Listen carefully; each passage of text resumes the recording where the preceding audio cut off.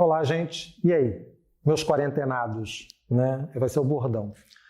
A aula 3, né? Já vimos a origem da sociologia, conversamos sobre Comte, agora entraremos, né? Conversaremos sobre Émile Durkheim, sociólogo francês, extremamente importante. De alguma maneira vocês já tiveram contato com alguma coisa formulada por esse sociólogo, tá? Ele tem uma obra bastante interessante, apesar do tema ser bastante perturbador, que é o suicídio. E esse livro ele escreveu exatamente por estar incomodado com um período na história da França, isso no final do século XIX, né, esse início do século XX, em que se verificou um aumento considerável da taxa de suicídios entre os jovens franceses. E aí ele tentou entender por que isso, né? E é interessante, nem coloquei aqui, mas eu vou comentar com vocês o que ele define como, por exemplo, o suicídio egoísta e o suicídio altruísta. Mas por que esse tema, né, Luiz? Porque é um tema que causa tanto incômodo. Mas como é um fenômeno social, então ele também deve ser estudado, né? Mas vamos lá, só para uma palhinha para vocês. Então, em cima dessa sociologia do nosso amigo Émile Durkheim. O Durkheim ele vai se deparar com uma realidade na França do final do século XIX e que fez com que ele escrevesse uma obra, né, uma obra até importante no campo da sociologia, que tem o título Suicídio, né? E ele vai fazer uma divisão, uma distinção entre o suicídio altruísta, ou seja, de alter, o outro, do suicídio egoísta, ego, eu, né? Então, são duas formas diferenciadas do suicídio. O suicídio altruísta é aquele que o indivíduo comete, mas pensando nos outros, né? Mas como assim? Por exemplo, um homem-bomba, ele parte para uma missão suicida, né? Porque ele acredita num ideal e acredita que a sua ação, né, que culmina, obviamente, com a sua morte, vai beneficiar um número grande de pessoas, tá? Então, esse é o suicídio altruísta. O suicídio egoísta é aquele que o indivíduo, por ter um problema que o afeta individualmente, né, ele decide tirar a própria vida e afeta, obviamente, os outros, porque, afinal de contas, é um desaparecimento, né, uma situação traumática e, consequentemente, vai afetar, né, aqueles que são próximos, sejam eles parentes, né, cônjuges, o que seja, conhecidos, amigos, né? Então, afeta, mas a motivação é totalmente interna, é o indivíduo pelo indivíduo, certo? Então, esse é um dos campos de investigação do Émile Durkheim, né? Então, essa sociologia do Durkheim ela é bastante interessante porque, como vocês já tiveram a oportunidade de ver com o Comte, ou seja, o positivismo kantiano, o Durkheim ele também vai aplicar uma perspectiva na qual o sociólogo, ou como todo e qualquer cientista social, deve se distanciar, deve manter uma distância em relação ao seu objeto de pesquisa, certo? Mas espera aí, então há uma certa contradição, Luiz, nisso que você falou, quando ele, né, preocupado com o aumento da taxa de suicídios na França, se dedica a investigar esse fenômeno. E você fala agora que o pesquisador, o cientista social, deve se afastar em relação ao seu objeto. O afastamento não quer dizer que algo incomode o pesquisador e ele desenvolva uma pesquisa, uma análise sobre aquele fenômeno. O distanciamento está em você não colocar nenhum tipo de juízo de valor sobre o objeto pesquisado. Então, por exemplo, o Durkheim, quando ele analisa o suicídio, ele não vai falar que o suicídio é um pecador, é um homem fraco, é isso, é aquilo, entendeu? Ou é alguém muito corajoso. Não, ele quer analisar o fenômeno, né? A preocupação dele é em relação ao fenômeno suicídio. Os julgamentos acerca da ação e do agente ficam em outro campo, mas não da sociologia. Por isso esse distanciamento. Então, nesse sentido, o pensamento durkheimiano é extremamente coerente. tá? Então, essa coisa desse distanciamento. Esse distanciamento, obviamente, lembra, quando eu falei do positivismo, traz essa perspectiva de neutralidade científica. O pesquisador ele tem que ser neutro. Então, a gente reforça aquela coisa do não juízo de valor, de você não emitir juízo de valor em relação ao seu objeto. Tá? E não permitir, por exemplo, que a sua subjetividade influencie os resultados dessa pesquisa. Porque aí, o que acontece? Você estaria comprometendo aquilo que é perseguido por esses cientistas sociais, a ideia de verdade. Né? Porque se você emite algum juízo de valor ou por algum motivo você distorce o resultado, você está fazendo qualquer coisa, menos pesquisa científica. Então, o trabalho de Durkheim vai por esse caminho, certo? Ok. Aí, nós temos a definição de fatos sociais.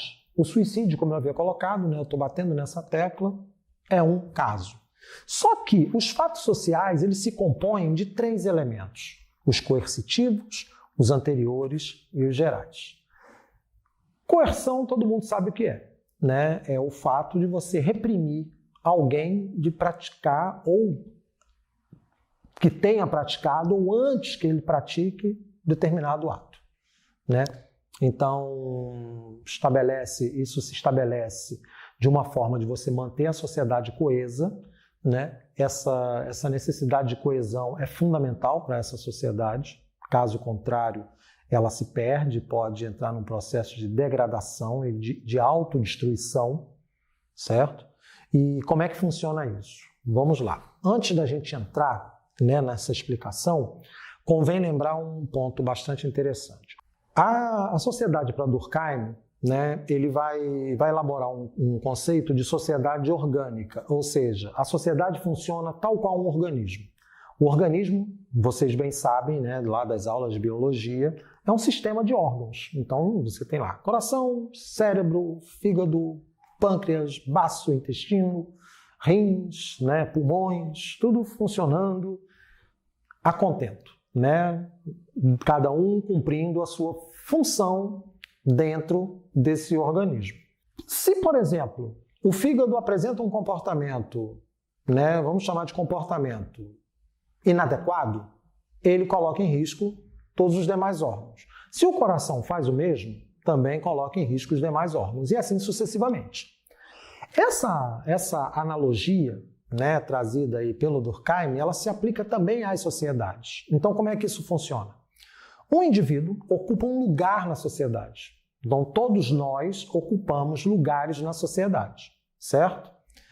E aí, se porventura, né, essa que é a grande questão colocada por Durkheim, se porventura alguém que ocupa um determinado posto dentro dessa sociedade quer, quebrando todas as regras, rompendo todas as barreiras, desempenhar uma outra função, ou seja, uma função para a qual ele não está designado, isso pode colocar toda a sociedade em risco. Vamos supor, por exemplo, uma situação numa sala de aula. Tá? Na sala de aula você tem 2 personagens, o professor e os alunos.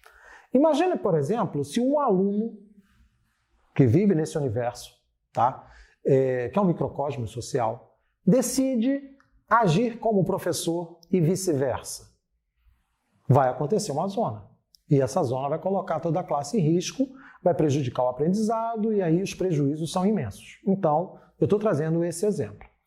Para isso, é muito importante exatamente esses pontos que o Durkheim coloca como determinantes ou determinantes mesmo desses fatos sociais. Então, o coercitivo. Coerção é punição. Então, por exemplo, um sujeito, né, um indivíduo, que vive dentro de uma sociedade, decide viver à margem das regras que essa sociedade impõe para ela, né? Então, existem regras que regulam as relações sociais. Se esse indivíduo decide romper com essas regras, significa então que ele está descumprindo o que é determinado pelo organismo social. Então, o que a sociedade faz para garantir a sua sobrevivência? Retira esse indivíduo desse organismo social. Ele é isolado. Isolado para evitar que ele contamine ou prejudique todo o resto. E aí, essa coerção, ela é necessária para manter essa ordem. É claro que quando eu falo de coerção, eu estou falando num exercício de poder. E pensando isso, né, a partir da perspectiva dos pensadores do século XIX, esse exercício de poder, ele se manifesta através das instituições de repressão do Estado. Então você tem o Estado e você tem os órgãos de repressão, sejam eles as Forças Armadas, sejam eles os aparatos policiais. E a estrutura judicial, né? O judiciário vai ser o responsável pela observância da aplicação e da existência e da aplicação dessas leis, que prevêem quais são as punições para aqueles que cometem determinados crimes. Então a ideia da coerção está presente exatamente nesse momento, certo? Então é a garantia de você manter essa coesão. A outra forma, outro fato social é a anterioridade, ou seja, o indivíduo nasce e já cai dentro desse fato social, né? Então, independente da existência desse sujeito, independente do que ele pretende, já está ali. Exemplo, a escola, né? A escola está lá. Você nasceu, a escola já existiu. Você vai morrer, a escola continuará existindo, né? Por mais que você queira, por exemplo, vou me rebelar, vou matar a aula, você pode matar a aula à vontade, aí você vai ser punido. Mas a escola vai continuar presente e as pessoas vão continuar sendo socializadas dentro do ambiente escolar, certo? Então, os fatos sociais anteriores são aqueles que precedem a existência do sujeito. E o último são os gerais, né, que de alguma forma afetam o todo e que você também já está inserido nessa realidade. Então, práticas culturais que são comuns a todos os indivíduos, né, dependendo da sociedade, questões de ordem religiosa, né, organização de trabalho. Então, são coisas que afetam a vida dos sujeitos, né, de forma generalizada. Tá? Então, são gerais, porque todas as pessoas podem ser afetadas. O trabalho é uma delas, né? Então, todo mundo, teoricamente, nessa concepção do Durkheim, tem que trabalhar, certo? Então, esse é o elemento geral, correto? E aí, nós entramos numa discussão que é bacana do Durkheim, né? Quando ele faz uma distinção entre duas formas de solidariedade, a solidariedade mecânica e a solidariedade orgânica. A solidariedade mecânica é típica das sociedades tradicionais. Por que isso? Porque é aquela coisa, né? Todo mundo se conhece, todo mundo se identifica, todo mundo tem estabelece uma relação que é necessária para a própria sobrevivência. Então, por exemplo, grupos nômades, eles estabelecem uma solidariedade mecânica. Por quê? Porque a sobrevivência do grupo depende da interação dos membros, dos integrantes desse grupo, tá? Ela pode ser também baseada em perspectivas culturais, perspectivas religiosas, mas de qualquer maneira todos os indivíduos se unem, né, estabelecem relações mais estreitas por conta exatamente dessa necessidade de sobrevivência, de identidade, de grupo, tá?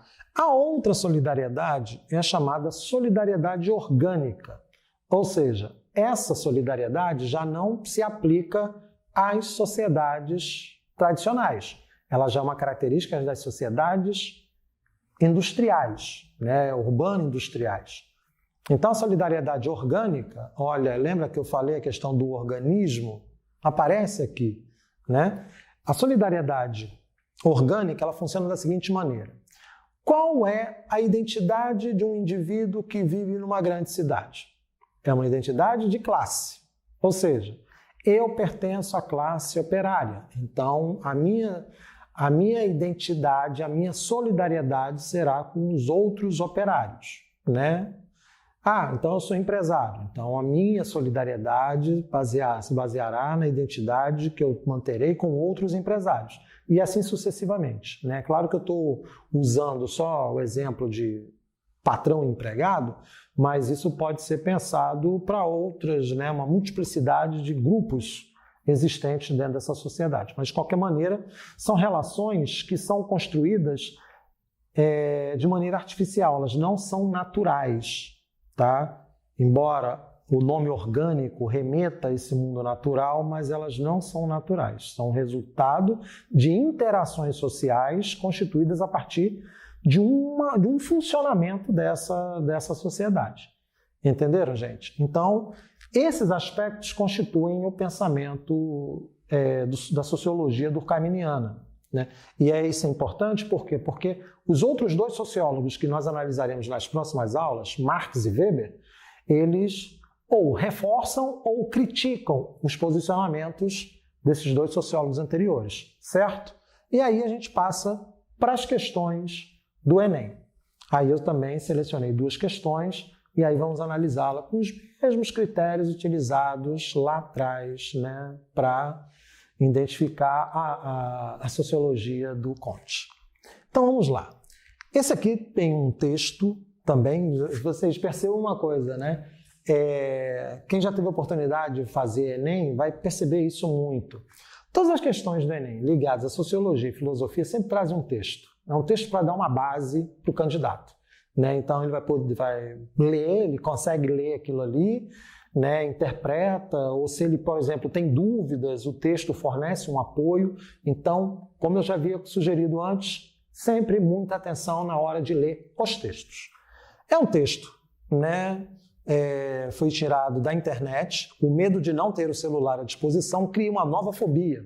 Cara, mais atual que isso, impossível.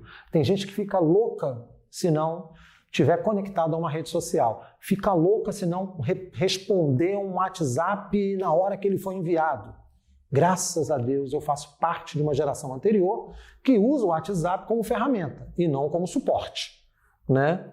Rede social tem, né, também, mas não fico obcecado por elas, né? Já é mais difícil para gerações mais novas. Eu, como eu pertenço à pré-história, então eu estou confortável nesse ponto. Mas vamos lá. Sentir-se muito angustiado com a ideia de perder seu celular ou de ser incapaz de ficar sem ele por mais de um dia é a origem da nomofobia. Cara, que nome, eu gosto disso, que são os neologismos, né?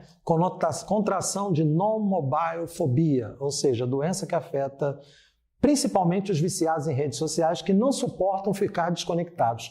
Para vocês terem uma ideia, uma professora na UVV fez uma experiência bastante interessante, né? Claro que não dava para se realizar materialmente, exatamente porque ela não tinha recursos financeiros para tanto.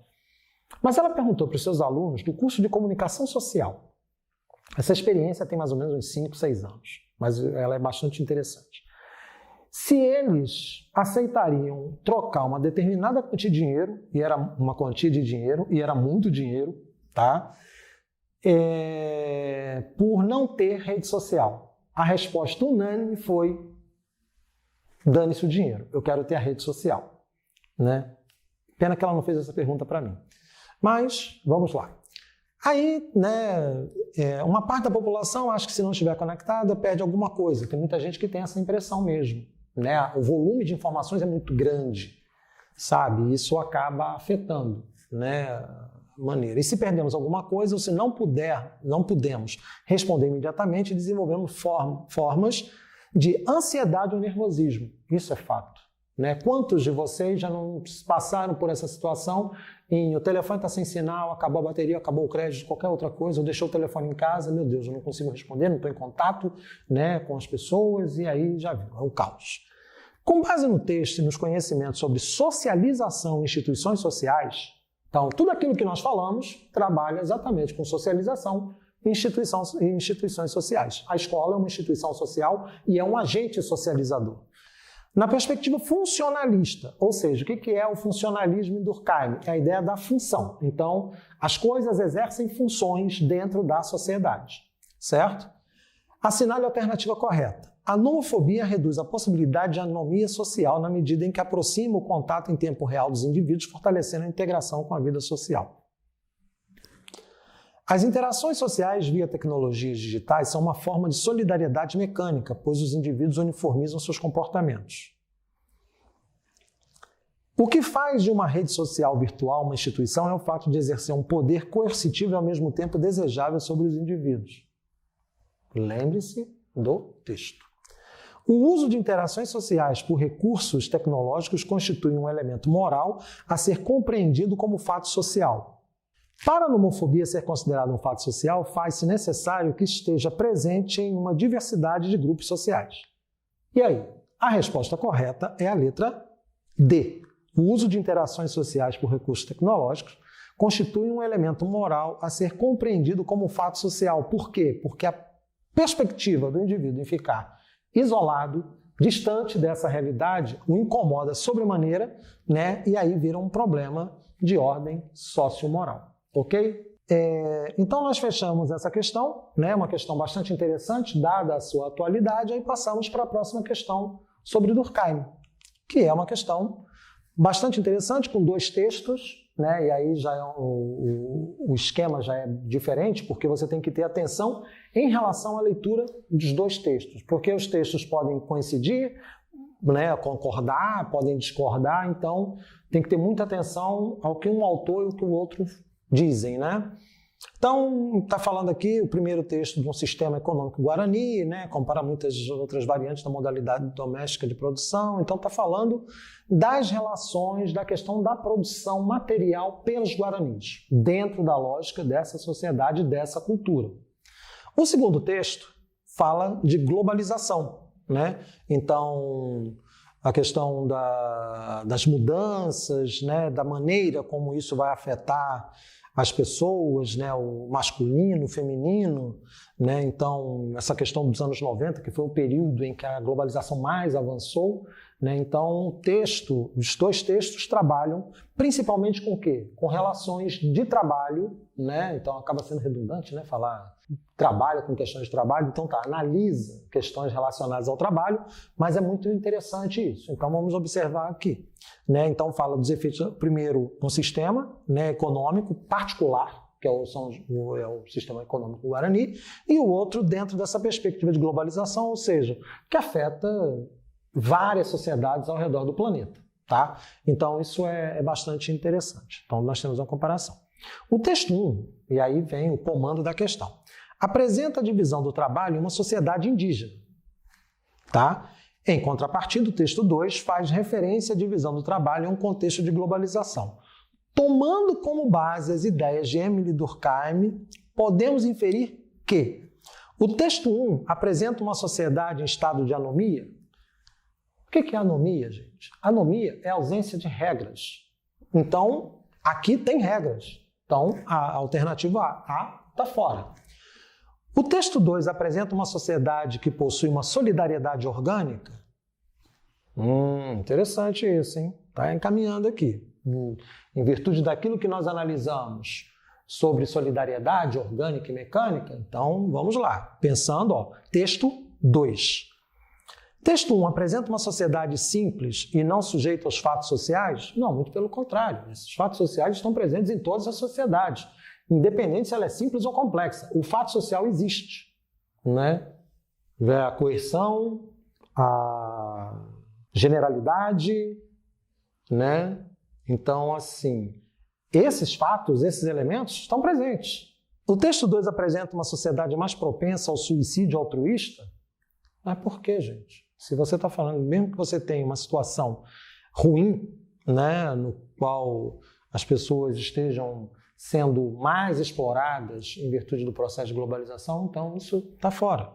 Os 2 textos apresentam sociedades com baixo nível de coesão social? Não, muito pelo contrário, coesão social você tem, né? Então, automaticamente, o texto 2 apresenta uma sociedade que possui solidariedade orgânica, né? Por quê? Porque a grande questão aqui que está colocada é exatamente a identidade entre esses indivíduos a partir do fenômeno de venda da sua força de trabalho. Vocês entenderam? Então, é muito interessante. Por quê? Porque você aplica no texto, na questão, uma questão como essa, né, exatamente uma perspectiva ligada à teoria, né? Porque você saber só a teoria não adianta. Você tem que saber aplicar esses conceitos, essas teorias à realidade, ok? E isso, então, a gente encerra aqui o Durkheim. Nas próximas 2 aulas, né, já de antemão, eu já adianto que nós trabalharemos com os outros 2 sociólogos desse século XIX, né, o Karl Marx e o Max Weber. Ok, gente? Então, um abraço para vocês. Tchau, tchau.